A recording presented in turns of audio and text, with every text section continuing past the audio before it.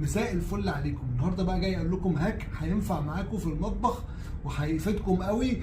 منشن الفيديو ده لكل امهات مصر لان انا هحل لهم مشكله بيعانوا منها بقالها سنين. ناس كتير بتبقى عايزه تعمل سمك في البيت، بس ايه مشكله دايما؟ التنظيف. تنظيف السمك بيبهدل الدنيا، بالذات تقشيره.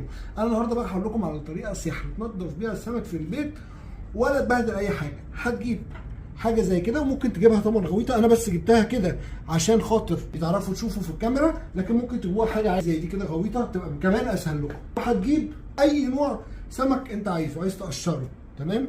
طبعا سمك كبير سمك صغير مش هيفرق. هتمسكه كده من الراس كده وتحطه في جوه الميه. طبعا لو غويطه هتبقى اسهل زي ما قلت لكم. وهتمسك السمك اهو. لو سمكه كبيره تتقشر اسهل. بص، كل القشر بيقوم تحت، ولا قشره هتطلع بره ولا هتطير ولا اي حاجه. بص